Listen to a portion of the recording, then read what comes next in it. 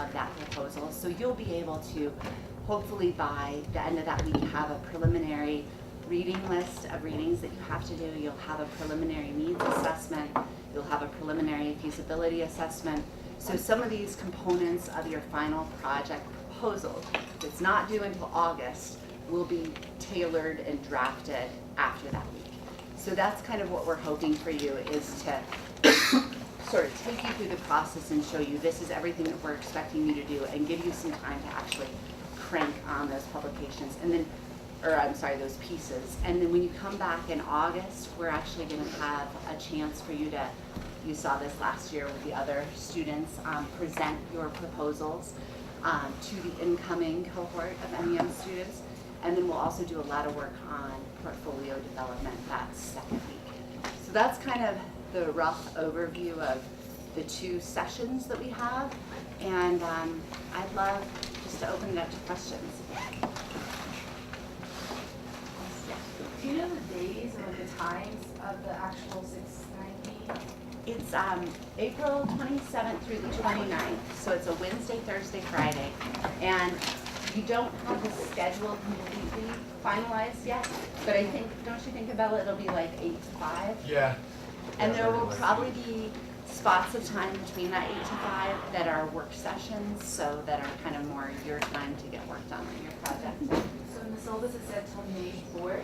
Oh, sorry, this is the, so there's 2 different pieces. This is the intensive, where you're going to be actually working on your proposal, and then May 2nd, 3rd, and 4th is when the second year cohort is going to be doing all of their final project presentations.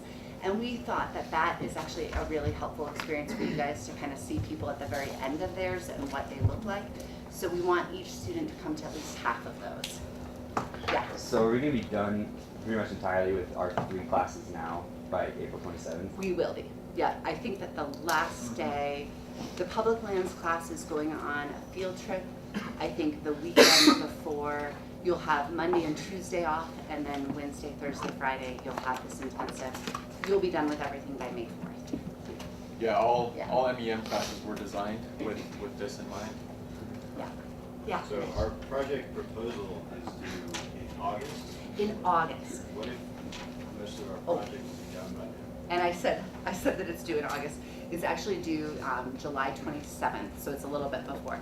But great question. And we wanted to, the reason why we did this checklist and had kind of these planned completion dates is if you're actually cranking on your project all summer and you're planning to get a lot of it done, you can work with your advisor to get these elements done beforehand.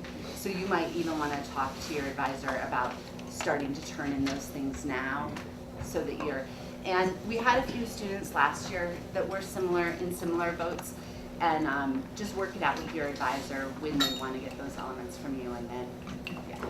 And so for folks that are perhaps not as ahead of schedule, so of course, right, the really good draft proposal is due in January, but then a final at the end of August. And so we also hope that that the second week intensive, you know, for some folks, it might really kind of help you to hone in on that idea, perhaps through the MEM the conference, etc. So, you know, just continue to crank. Yeah, and so the first is due in July, and the second's due in August.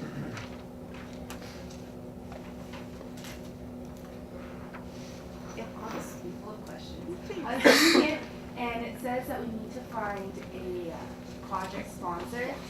And I know I'm kind of in a weird boat that my project won't start till December, and I'm doing kind of like a faux project over the summer.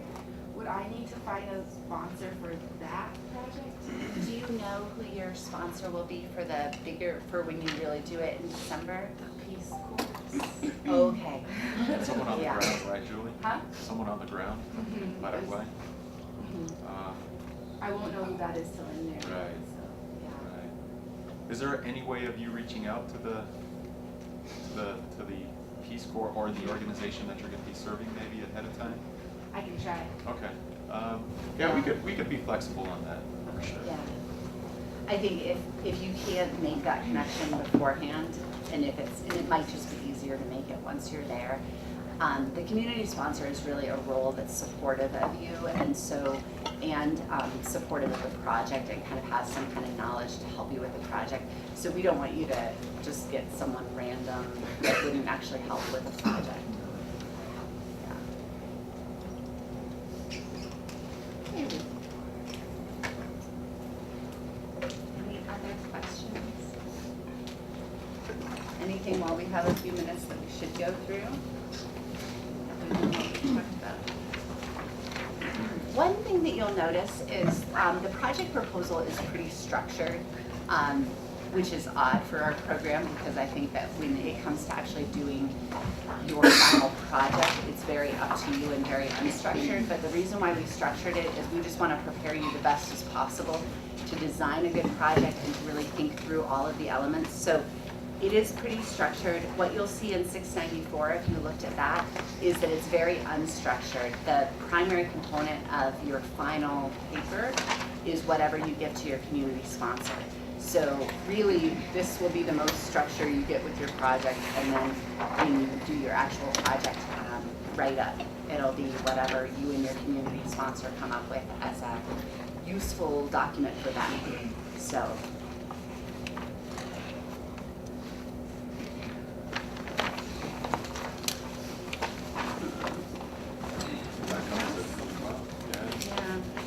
So the dates for the second intensive are the second week of August.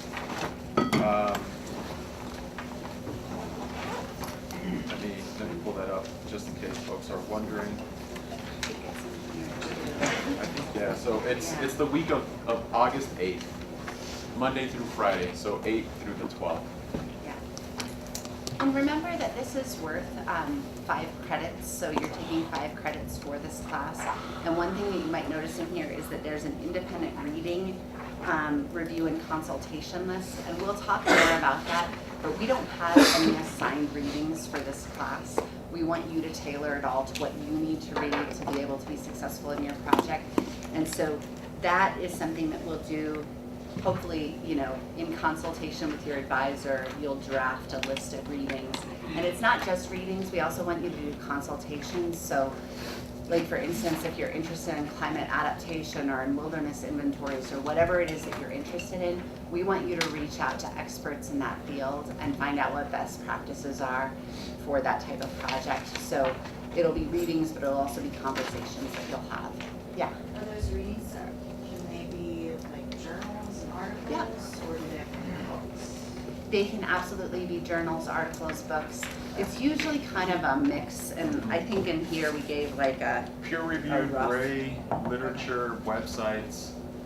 Sometimes it makes sense to have, you know, YouTube videos, podcasts. So it's a full mix, and it should be very much tailored to your needs and to your research and, you know, wherever you know, it's really kind of taking you. Okay.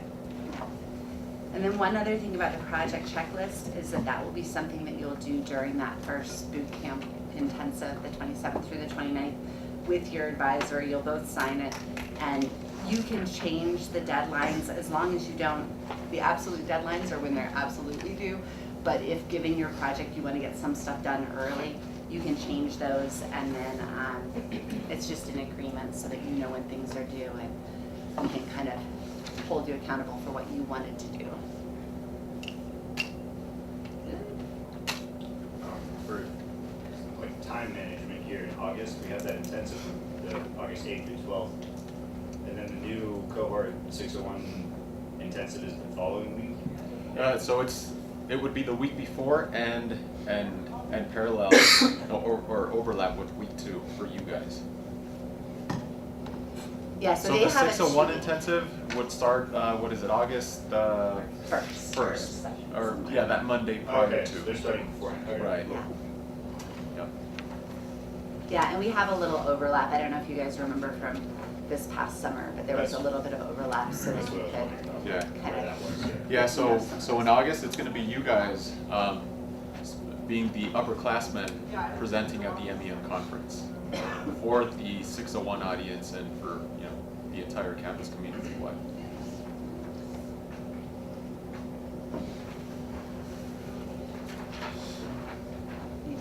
Yeah. For the community sponsor. So we need to determine the mentor. Mm-hmm. Yeah, it's good to come up with a few ideas and then talk it through with your mentor in terms of who might be a best fit. And when I encourage my students to really pick someone who is both good for their project but possibly also good for their future career. So think really strategically about who's going to help you, not just to get your project done and do it well, but who's going to help you in your career. And if there are 2 people that you want to have on your, as community sponsors, you can do that. But be really selective and thoughtful, and gauge like how busy is this person? Are they going to be able to give me help and feedback? I feel like everyone has a slightly different relationship with our community sponsor. Some of my advisees meet with them weekly. Some of my advisees meet with them like maybe every other month. So it really partially depends on what they're available for, but partially depends on what kind of relationship you want. So if you want something more regular, make sure that the person you're inviting to do that role has the time to do it. So a couple examples. So let's say both of my students that are working in Montrose have selected the director, right, that is sponsoring their project as their community sponsor. And not only does he serve as a direct guide for the project, but then he's also sending both students, information about jobs, information about, other conferences, other kind of leadership development opportunities.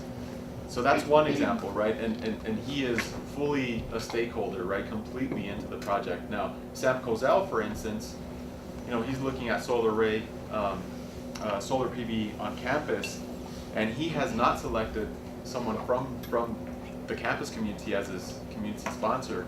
He has selected a consultant policy analyst, right? That is external to the project, but still quite valuable to him in his career. Yeah. Hey, Kristin, good morning. We're wrapping up a few announcements here. Yeah. No, it's right on time. Give us a couple seconds, but you're welcome to hang on. Thanks. Should we ask briefly, just since students, do you guys have any additional questions or? Okay, all right, looks good. Thanks, guys. Thank you all. All right, let me get technology going. Kristin, in the meantime, I will give you presenter access or presenter mode here. Awesome. Everything's good. So all you would need to do from your end is just accept the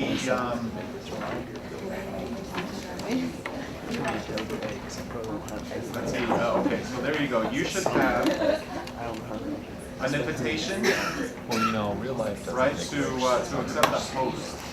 I have not experienced that. Working like painting jobs and stuff like that.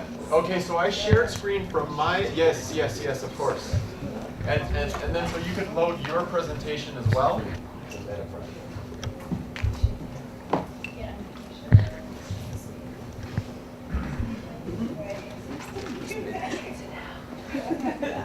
No, oh no. Okay, there you go. Yeah, so I can see your presentation from this end perfectly. So, folks, we have another great speaker this morning, and I'm very fortunate to have extended an invitation to Kristin Seyboth, and she has accepted the invitation to come and chat with us. Kristin is an expert in climate change mitigation. She and I were at the Potsdam Institute for Climate Impact Research at the same time in Potsdam, Germany. She's now in Colorado. I think you're a native of Kansas City. Is that right, Kristin? That's right. Yeah. So she's back in her kind of home, kind of part of the States, and now she's founder of KMS Research and Consulting. and her consulting practice covers quite a bit of work, from academic to policy to really on the ground research, and looking into climate change mitigation with a specialty in renewable energies. And so, you know, as I mentioned before, founding KMS, she was at PIC. She was the deputy head of science for the IPCC working group 3 for the 5th assessment report. And you know, beyond that, she's done quite a bit of work with the IEA and a number of other global assessments. So I feel really lucky to consider Kristin a friend, and also, you know, to have her present to us here this morning. And also another kind of bit of information that's on her website that I just learned about. She has a Master's of Science in Environmental Management and Policy. So I think that gives us some insights into what all of you all can possibly do with your career as well. Kristin, once again, thank you so much. And let's give her a quick round of applause. Should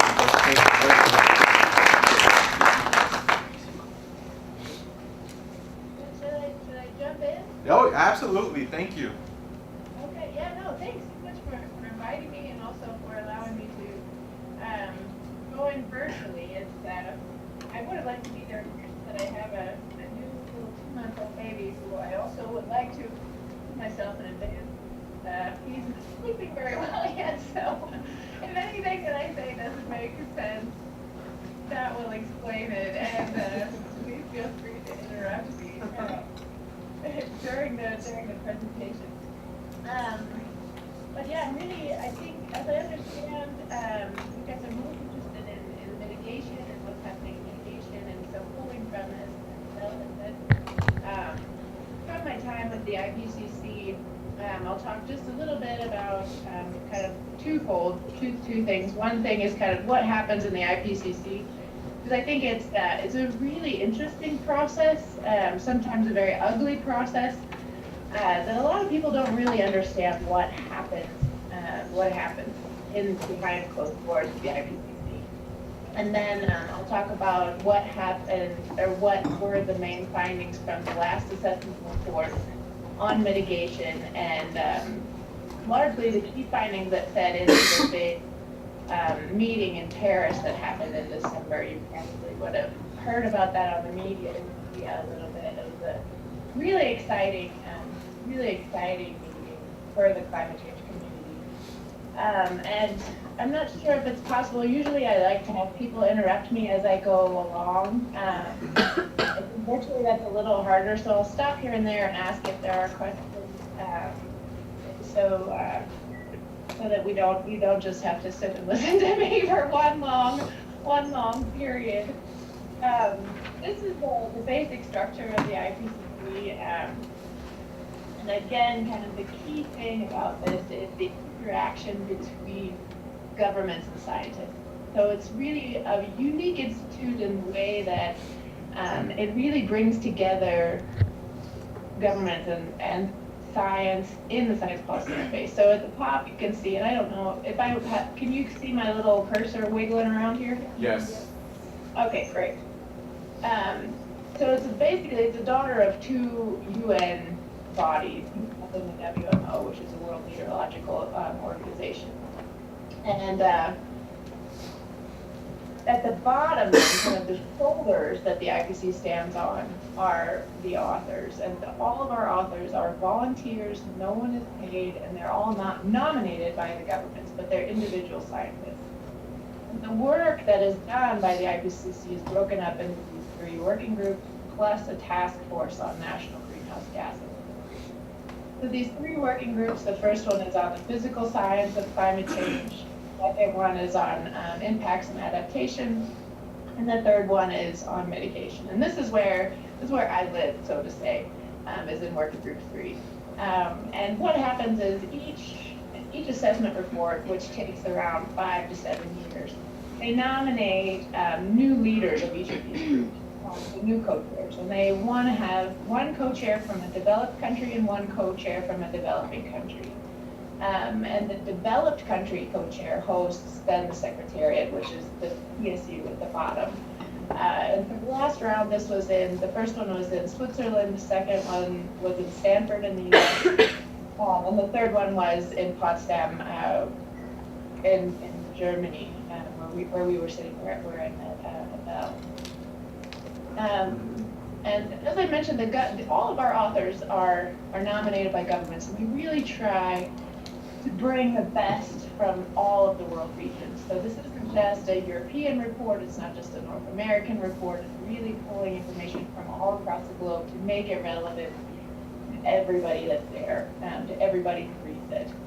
And this little part also really try to get people from all kinds of different backgrounds. So we have people from NGOs, we have people from business, we have people from academia, we have anything you can think of. We want to bring together to the table so that our reports can be as balanced as possible. We don't want one perspective over another. We really want people to come together and to kind of fight it out and to have, and we have had some really ugly battles in the process. Because our authors don't get along with each other and they have very different perspectives. But that means that, if they can finally agree on the content, then that means we have the most robust content that we can possibly have. One of the examples from our last report was bioenergy, because a lot of people think bioenergy is a positive thing and can really do great things for climate change. And other people think it's really a big disaster. So we had to find a way that these two people could come to the table and agree on what to say in our report.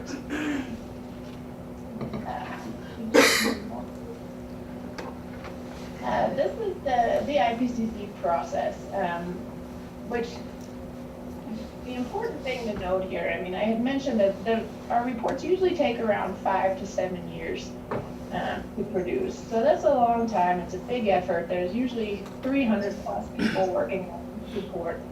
And they go through 3 drafts, 3 reviews here. These are down here. The main report goes through 2 reviews. The first one is an expert review, and the second one is a government review. The important thing, and this is again where the innovation in the process comes in.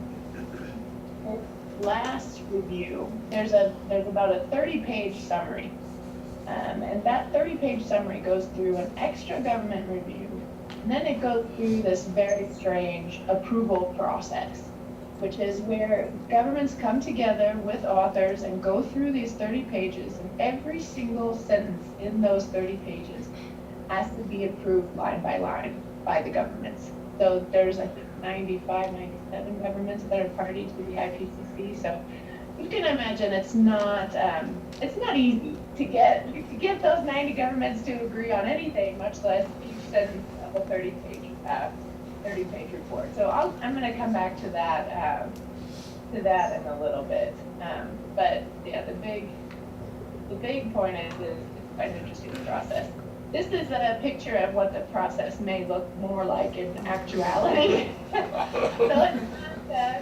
it's not the pretty boxes and arrow diagram. It really there's a lot of opinions and people, and that always makes processes quite interesting. So this was kind of our real life for the process.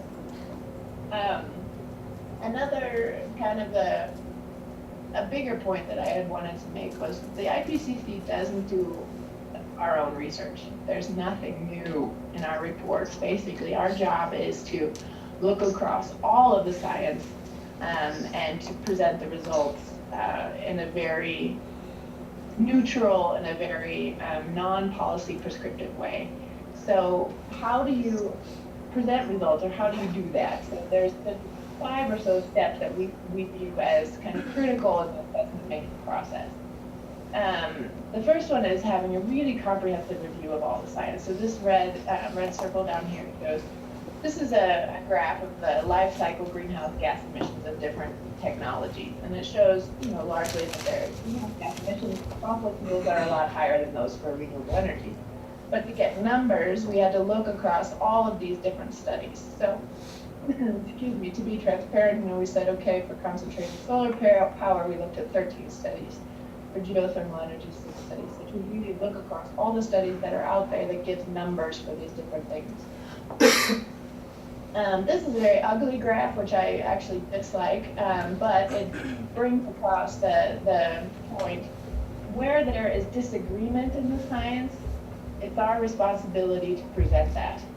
So what this graph shows is that there's, again, coming back to the bioenergy argument, a lot of people think that bioenergy has really great potential. So this box shows that, okay, well, this study said there's a lot of potential for bioenergy. But there's other studies down here that say, well, actually bioenergy is limited and we can only get this much potential out of it. So it's our responsibility to show that there are really different, different studies saying different things out there, and we want to be transparent and not just pick one or the other. The third way that we really try to be transparent is by using uncertainty language. And what this means is when you have a sentence, one of the key findings, which may be, mitigate climate change, renewable energy is an essential component or something like this. We can't just say that unqualified. What we want to do is add something in the back of it that says, how sure are we about that? So this basically what we do is evidence looks at how much literature is there out there on this topic. If there's a lot of evidence, if there's a lot of publications, then we give it robust evidence. If there's not much, then we just say, there's only limited evidence about this. And then as a second step, we say, okay, based on the evidence that is out there, how much agreement is there in that literature? So if all of the papers out on a certain topic agree, then we say, okay, it's really high agreement. If, some papers say one thing and other papers say another thing, then it's only low agreement. So if we say, again, to go back, say renewables are important for climate change mitigation, and say that has really high agreement and robust evidence, that's a really strong finding. And that tells people more than if it has only low agreement and limited evidence, which would be, kind of a, yeah, this is something that we can say, but we're not really too sure about that because the science disagrees on it. Energy example, and we present kind of the median, but there are also ranges that vary very well. So to be transparent, we present all of this so that policymakers can really look at this and have the most information available. Are there any questions thus far, or shall I keep running?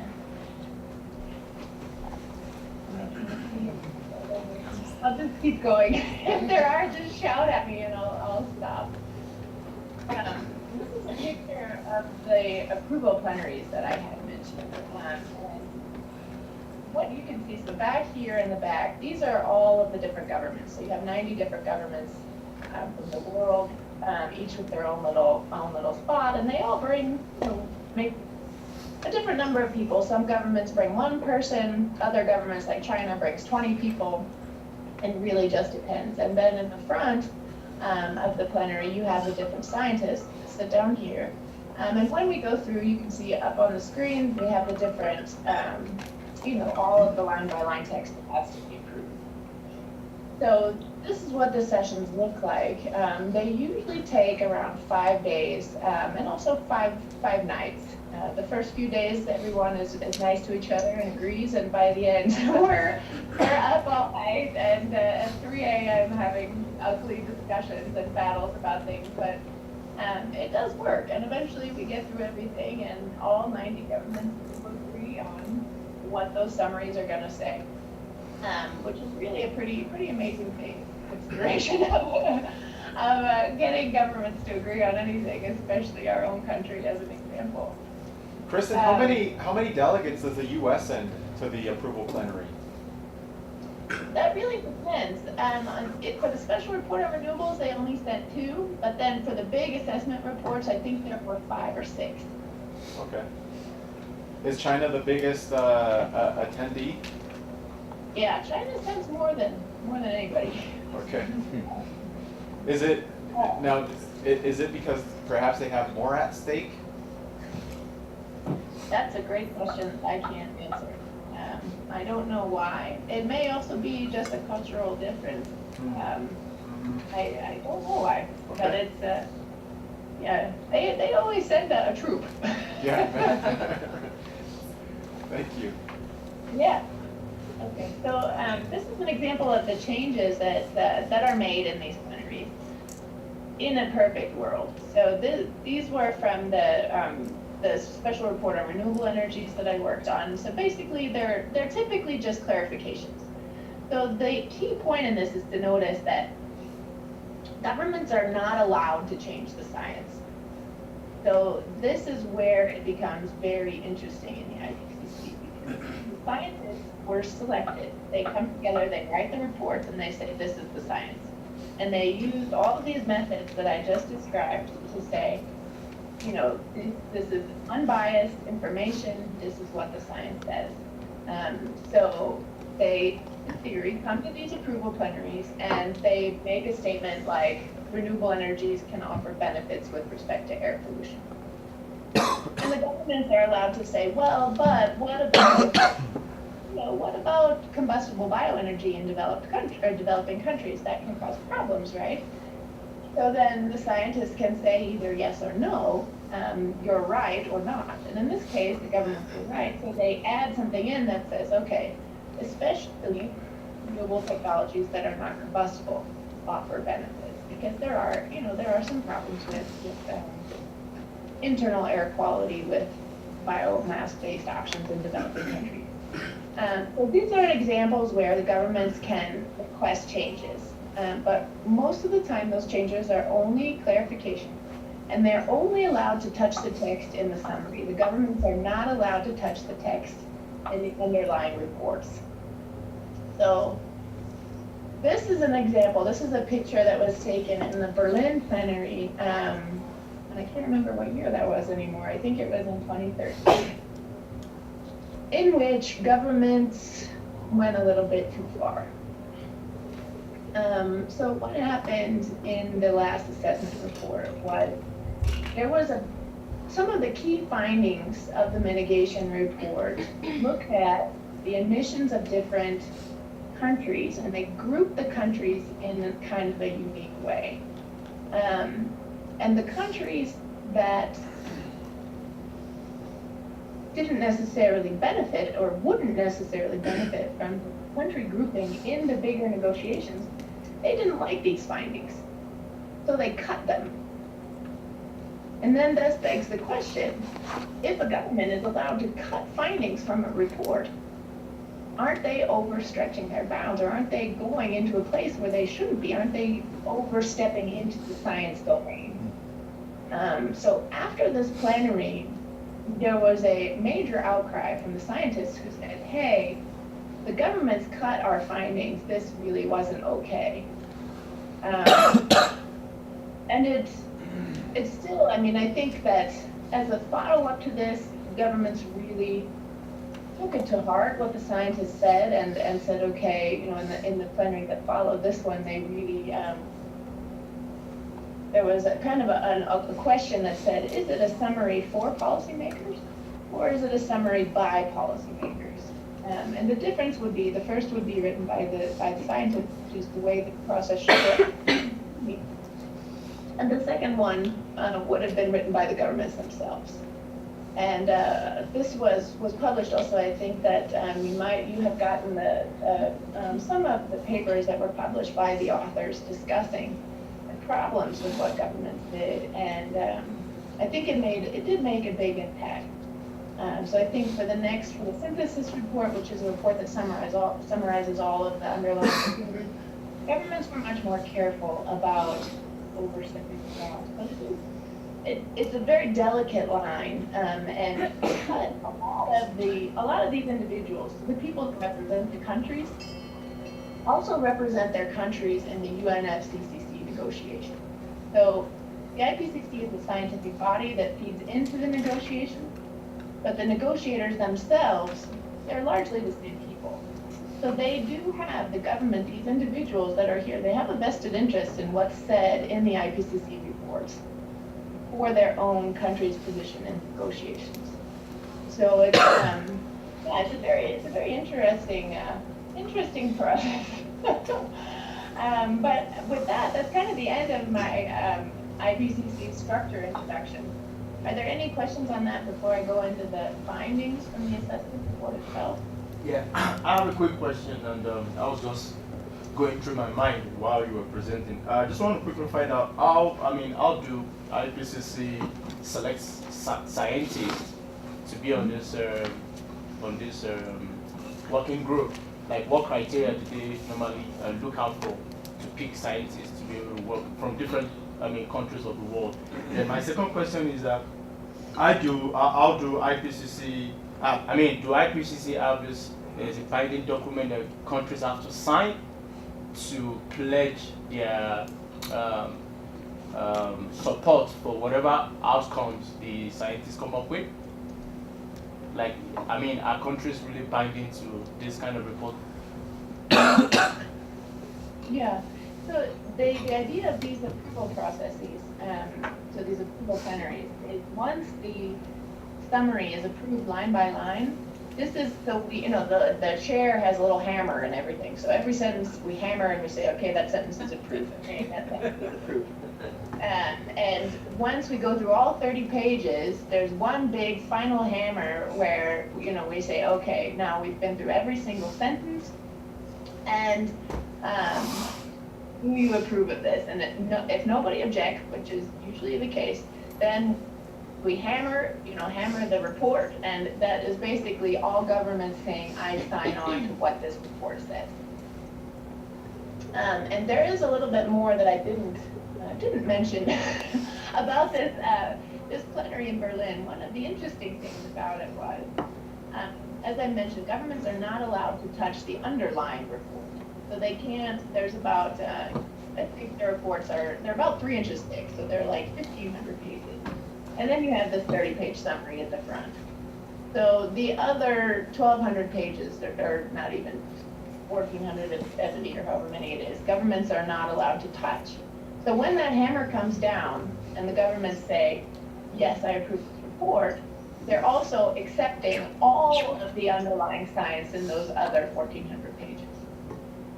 So what they did in Berlin was countries that were really unhappy about these few figures that were cut from the summary, when the co-chair said, okay, we're finally through the summary, great job everybody, let's make this final hammer for the whole report, a couple of countries raised their hands and they said, okay, I will accept this underlying report, but I want it to be noted that I do not agree with these figures.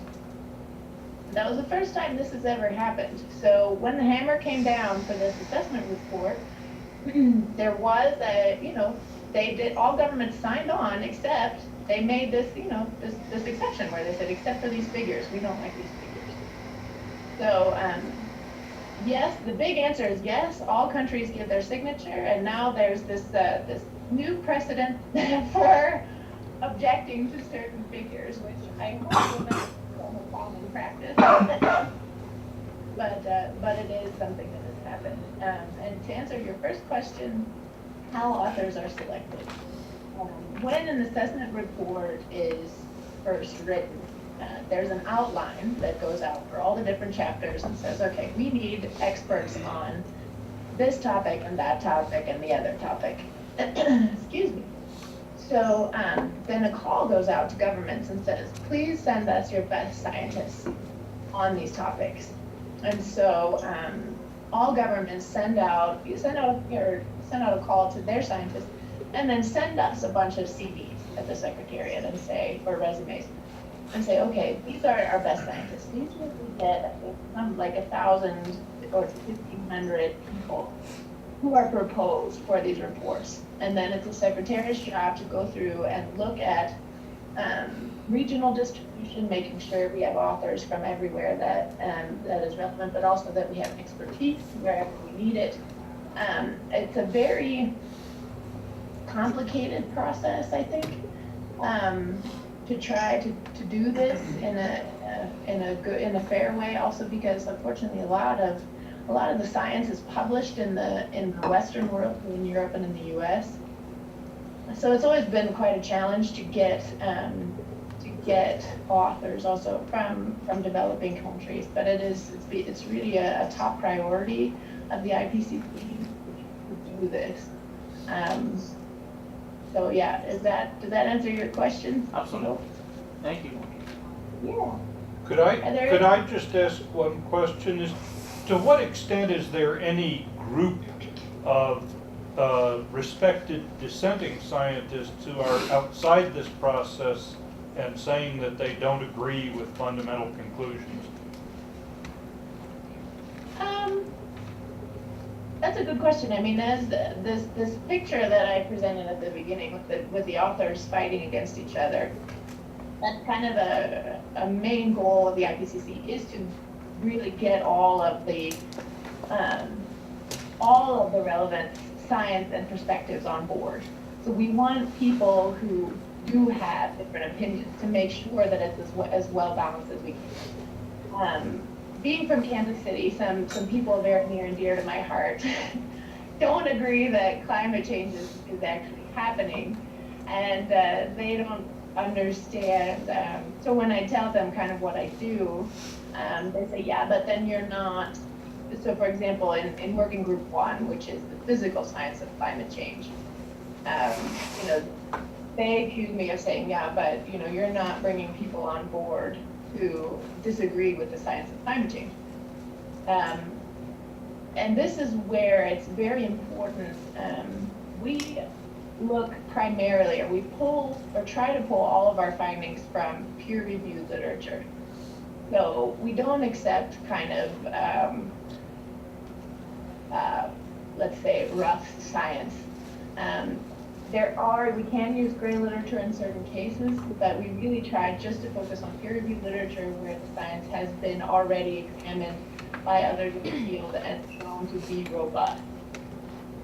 So all of the robust perspectives we want to bring, but when it comes to kind of off-the-wall claims and certain things like this that might be published in blogs somewhere, that's not literature that we incorporate. So if they're robust scientific findings, our goal is, as I said, it's really to incorporate everything and present everything. But there are, of course, people who disagree with the science of climate change and publish blogs and certain things like this. That is not included. So I think that the answer to your question is twofold, depending on the quality of the science. Does that make sense? Yes, it does. Thank you. Okay. I had one question too, Kristin. Where you were looking at the kind of intersection between evidence and agreement, and there was one sector that was robust evidence but low agreement. And I'm just wondering what that looks like, because I'm thinking if you have really good evidence, is it just a few voices that are dissenting, which leads to low agreement? Or I just wanted to know what that sector looks like. Again, evidence is more a count of how many papers are out there. Is this a topic that's really discussed a lot? Or are there only 5 papers that actually look at this topic? So I think bioenergy would be a great example for this, where we have a ton of evidence, basically. There's literature, coming out the ears on bioenergy and whether it's good or not for climate change. But there's very little agreement across that. So, we have papers with hundreds and hundreds of papers, but they go from every spectrum. So that would be an example of where there's really robust evidence. There's a lot of evidence, but there's disagreement in that evidence. That's great, thanks. Yeah. Any other questions, guys, on this first section?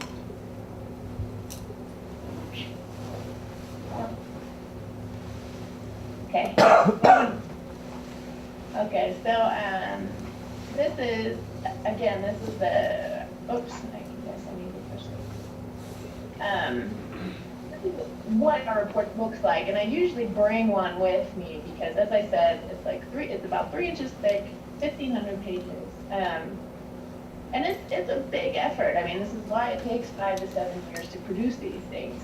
We have 10,000 references and 38,000 comments. And I know, I mean, I can throw numbers at you all day, but just if you think about writing a paper, and then if you get 100 comments on that paper, that takes a long time. And then you multiply that to get 38,000 comments.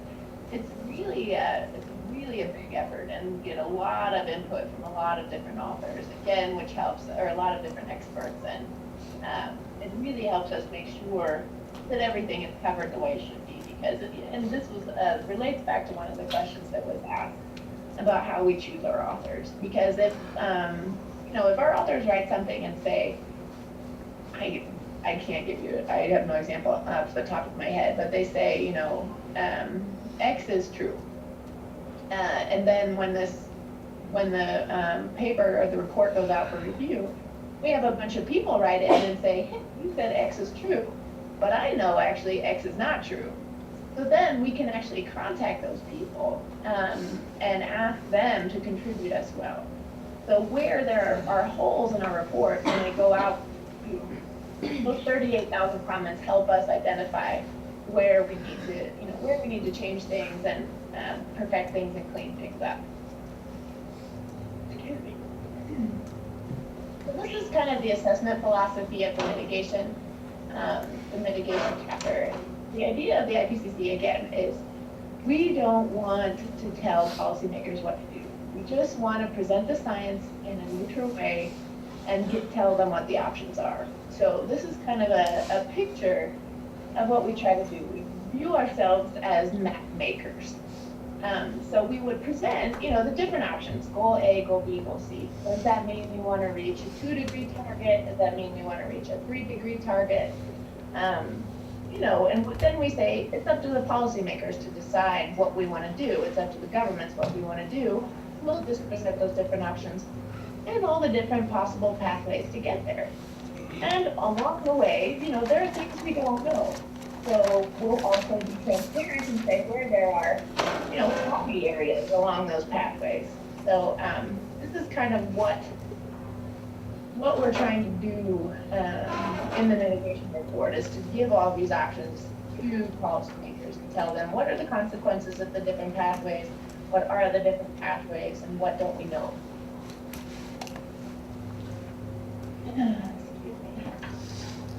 This is a graph that you guys, I'm sure, have already seen 1,000 times before, and it just is the increasing of emissions. Emissions are increasing, but the important thing, and they have been increasing since 1970, but the important thing here is this area up here, this 2.2% per year. And what's noticeable, or what's important about that, is it's not just that greenhouse gas emissions are increasing, but the rate of greenhouse gas emissions is also increasing. So we're releasing more, even though we're trying to cut down, and we know we need to cut down. It's increasing. And the other important thing is that most of these emissions, this yellow block, come from fossil fuels, the combustion of fossil fuels. So that's really a big animal in the climate change discussion. Okay, so now we're getting into kind of the big findings from the assessment report. So this is where you see the dotted lines in this graph. What this is showing is a model intercomparison project. So there are 31 integrated assessment models that produce more than 1,000 different scenarios for the IPCC. And these dotted lines show all of those different results. So all 1,000 scenarios come within these dotted lines. Okay, what this shows is, annual greenhouse gas emissions over time. Excuse me, my goodness. So looking into 2100. So all these different scenarios say, okay, well, I predict that X will happen by 2100. So what we're looking at here in the red is the baseline. So what that means is if there's no change whatsoever in what we do, emissions are going to increase to 2100, right? So this is the line where we're going. And this increase is roughly equivalent, and it depends. I mean, you know, the upper line says, okay, well, temperature change is going to increase up to 8 degrees Celsius. But the median says, well, temperature increase, global temperature increase will be somewhere between 3.5 and 5 degrees. So if we do nothing, if we keep going, global warming, or the average global temperature increase will be somewhere around 4 to 5 degrees Celsius, but could also be up around 8 degrees. So if we want to try to aim for a 2 degree or a 3 degree temperature increase, so we want to limit that temperature increase. This is what the blue and the yellow scenarios show. They say, okay, well, then we need to cut emissions. If we look at the blue, which is a 2 degree temperature increase only, so we're really limiting temperature increase. What we need to do, and this is really important because it's really hard, is cut our emissions by 40 to 70%. So say roughly in half. We need to cut our emissions in half by 2050. And by 2100, we should have almost zero emissions. So zero greenhouse gas emissions by 2100. That's really, that's quite a challenge. Well, how do we do that? And what do emissions look like? This graph shows, again, this is the baseline. This shows us where emissions are now and where they're projected to go in the different sectors by 2100. So the big thing to notice here is the yellow, again, the energy sector, electricity sector. This is where most emissions take place, and also where they're expected to increase the most by 2100. But also, what's really important is it's not just energy. So all these other sectors also have really important emissions, or have emissions that also can make a great contribution to decreasing. One other thing to note, you'll see on the left is the green. This is the forestry and land use sector. This is the only sector where emissions are actually expected to decrease. And this is because of this, the CO2 removal that plants offer. Okay, this is the same graph, but looking at what we need to do if we're going to reach a 2 degree target. So this just shows where we are, and then I can my little arrow here. So this, again, in the background was the baseline, and this is what it needs to look like moving forward if we're going to reach. And the big thing, and where I'll focus my energy, is this electricity bar, this yellow bar, just because it's kind of the biggest animal. But again, we shouldn't forget there are lots of other options in the other sectors. So this is a picture of if we are going to cut emissions. What does that mean, cutting emissions in the energy sector? And a large part of what that means is we need to grow low carbon in a big way. And my favorite low carbon energy, of course, is renewable energy. That's the one everybody knows and loves as well, I think. So if we're looking at a 2 degree target, by 2050, we're going to have to triple or quadruple the amount of low carbon energy in the mix. It's really a scale that has never been reached before. It's growth out of the world. But it's also a very exciting prospect. And the other thing that goes along with cutting our emissions to zero by 2100, that includes phasing out fossil fuels completely without carbon capture and storage by 2100. The fossil fuels can still be in place, but they will have to have carbon capture and storage technology in place. And that's to reach the 2 degree target. This is a 3 degree target, but the key message to this part of the figure is just that even if we want to limit temperature increase to 3 degrees, we still have to increase low carbon energy, like to triple low carbon energy by 2050. So one of the new things from this year's or from this last year's assessment report was scientists decided that they shouldn't just present results from a perfect world. They shouldn't assume that policymakers are going to, decide that climate change is a really important thing and that everything should change right away. So they look at what are called second best scenarios. So what we did or what they did was look at, okay, this is what we would need to do if we wanted to reach these targets, but what happens if, we don't get our act together until 2030?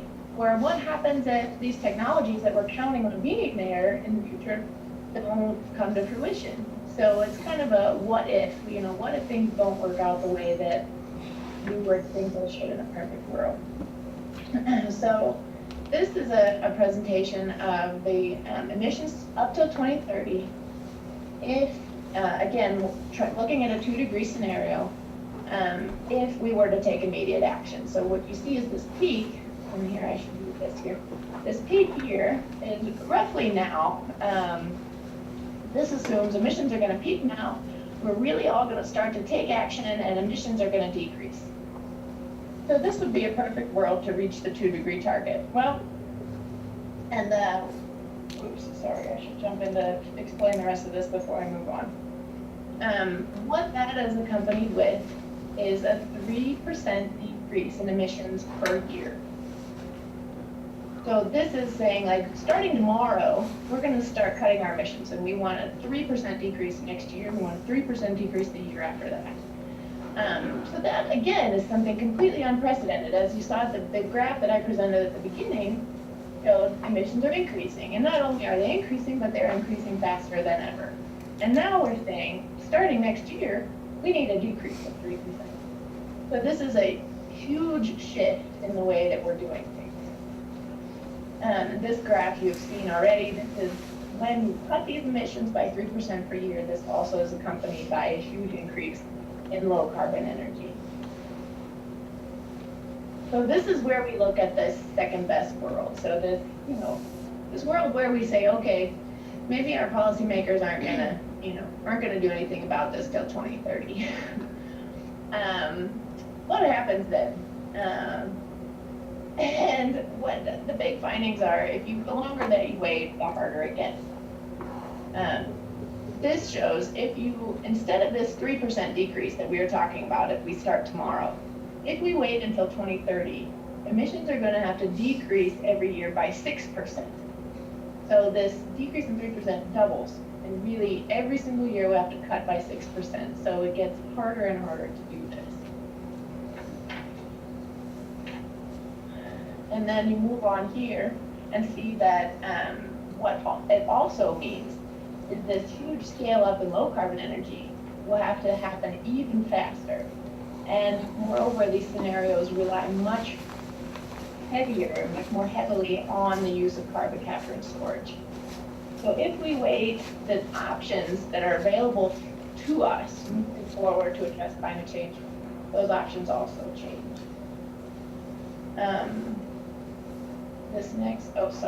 This was bubbles. To accompany this is just a picture of investment, what happens in investment. The big message from this figure is you see huge increases in energy efficiency and low carbon energy investment. The 330 billion in energy efficiency, 147 billion in low carbon energy. So this is more money poured into those sectors. And fossil fuel investment will decrease by $30 billion. Explains in part, I think, the pushback that we see in the world. This is one of my favorite little cartoons about the experience of the IPCC, which just shows in 1990, this is when the IPCC first started saying, hey, this climate change thing could be a problem, and then over time, they said, okay, climate change is a problem, and then, by 2013, look guys, we really checked, and it's really happening, we really should get onto this, and moving forward, wondering if and when things are going to happen. But happily, there is some good news to all this, that there are important policies really going into place addressing climate change. And most recently, you would have all heard about the UNFCCC agreement that happened in Paris in December, which was really, really a great thing. I think there's a lot of debate about what it will achieve, but if countries really follow up on what they committed to, and that's a big if, I think it's a great step forward. So things are happening. so it's not a doom and gloom, like doom and gloom world, I hope that I can say that. But it also, there's a lot that will need to be done if ambitious targets are going to be met. So that is essentially all I have to present. So I can answer questions if you have them, or not. Kristin, what are some examples from this map here on this slide of mitigation policies that are being adopted at the national and subnational scales? That's a great question, and let me use Europe as an example because they are. There's quite an interesting debate going on in Europe because Europe has this European emissions trading scheme in place, and I don't know if you've talked about what that means or not, but it basically says that the Europeans said we're going to cap emissions, and we're going to give credits to different countries, to different industries, to say, okay, you can emit this amount, and if you emit less than that, then you can sell your credits to somebody else. So there's an emissions trading scheme in place, and what you also have on the European level. But then on the country level, you also have policies being put into place, for example, in Germany, to promote renewable energy.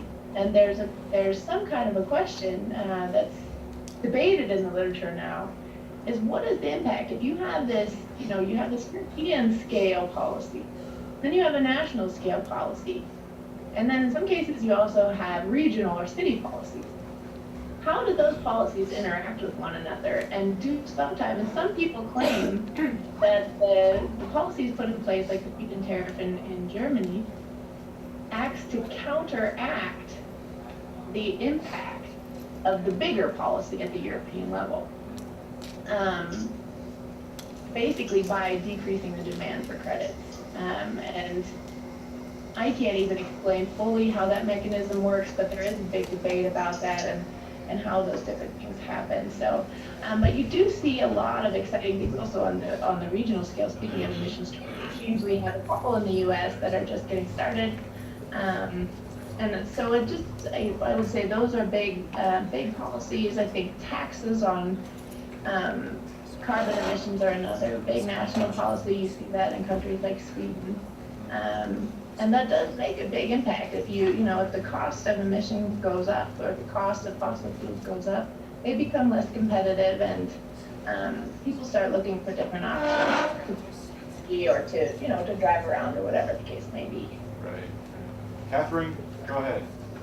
So you're talking about taxes for emissions, but for the other costs, like for the upfront capital that you're talking about, to start bridging for the technologies that can close the gaps in emissions, are there any kinds of policies that could aid some of those, like the upfront to fund those technologies? Yeah, that's another huge one, so thank you for bringing it up. Yeah, there's, any kind of subsidies or support for research and development or even mandates for these technologies. That's a huge thing. So there's kind of you can look at just cutting emissions, or you can also look at promoting the low carbon energy sources. That's another huge area of policy development. Had Laurel, I think, Yeah, so going back to you were saying how how scientists can present evidence to policymakers, but they can't exactly tell the policymakers what to do. Besides just saying, well, we should probably cut emissions. Like when scientists communicate with policymakers, is there any way they can phrase things in a way that suggests what policymakers could possibly do when they're presenting the evidence? Yeah, entirely. And this is what we try to do, or to present the options, basically. The IPCC wants to maintain this neutral, what they call the honest broker reputation. So we want to be the ones that policymakers come to and say, what does the science say, without expecting any kind of advocacy. level, what we do is like that mountain picture that I had presented. Present these different options and say, okay, if you want a 2-degree target, this is what you have to do. If you want, to not do anything, and if you want to do this, business as usual, 8-degree temperature Celsius and increase, these are the consequences. And this is one area where kind of the work of the IPCC can grow in the future, is the impacts of climate change and how those different impacts change between very different Celsius levels. So right now, scientists can basically say, with more or less certainty, if we don't do anything, we're going to see X, Y, and Z impacts. If we do make changes, these are the impacts we're going to see instead. So we can present to them and say, to policymakers, these are the risks that you're taking if you go in these different pathways. But we wouldn't say you should do X or you should do Y. Basically say, if you want 2 degrees, this is what you have to do, and these are the consequences. If you want 8 degrees, these are the consequences. So it's not, we don't view it as our role to say you should do X or Y, but we do present the consequences of choosing X and Y. Does that make sense? Cool. In answering Catherine's question, you spoke a little bit about the need for subsidies in renewable energy technology. As I'm sure you're aware, fossil fuel technology is subsidized in like the hundreds of billions. And so my question is, in needing subsidies for renewable energy, should we focus on that, or should we focus first on getting rid of the subsidies for fossil fuel energy, or transitioning them to renewable technology? Good question. You use the word that I'm not allowed to use, is should. So again, all we do is present the different options for policymakers to do. So we say, and I use this is the one example. You can subsidize renewable energies. You can remove all of the subsidies for fossil fuels as well. You can tax carbon. You can do emissions trading schemes. You can do X, Y, and Z. And what we've tried to do in this report was present which policies have been more successful at different things. And there's a big movement, and I think it's from the G20 now, to try to get rid of the bulk of the subsidies for fossil fuels. That is certainly something that we're talking about. But again, it's not something I can say, or the IPCC says to policymakers, you should do this or you should do that. It's an option in the package that we present, but we don't use that magic word. Cool, thank you. Yeah, just like thinking about a different component to helping policymakers to implement some of these recommendations from scientists. And one critical point that I've always wondered is the communication language scientists use in their recommendations to policymakers, because some of them, like in Africa, some of those policymakers are really not interested in all of these scientific guidance, presented in this kind of report. So my question is, what's the IPCC doing in terms of when they are doing their recommendations to policymakers, how to make their recommendations much more simpler that will make it easier for these policymakers to be able to decide exactly what decision they want to go on? And I think that this is a little bit into the question of who is our target audience. And that goes back to this very first graph that I presented, us being a body of the United Nations. So the purpose of these assessment reports, or the reason we are been mandated to write them, is to feed into the UNFCCC process, so the UN Framework Convention on Climate Change. These are the policymakers at the UN level. So our reports are largely targeted to them. We do also try to cover information that's relevant to national policymakers, but we do not tailor findings to specific countries. So this is where the authors from individual countries become very important, because our reports, and I think that you touch on something that's very important, our report is very often presented in complicated scientific language. And it also, you know, it feeds into the UN process. So when you have somebody in whatever country it may be, Bangladesh or Chile or some other country that says, okay, what do these findings mean for me? This is where we really rely on the authors from those countries to help them translate what it means for them. But the IPCC as a body, the IPCC Secretariat, does not necessarily focus on that kind of outreach. If they did, I think, and actually, I mean, this is my own personal opinion, so don't quote me on this. I think if they did do this, or, you know, it would be a great thing, but it would require a huge amount of funding that just simply isn't there at the moment. Distance students, any questions on your end? Folks in class? Kristin, another question for me. How realistic do you think is the, I think it was the 600 billion investment required in energy efficiency, right? I guess over the next few years, but a de-investment in fossil fuel extraction. Do you think this is going to hold? Do you think we're going to see that level of investment in energy efficiencies?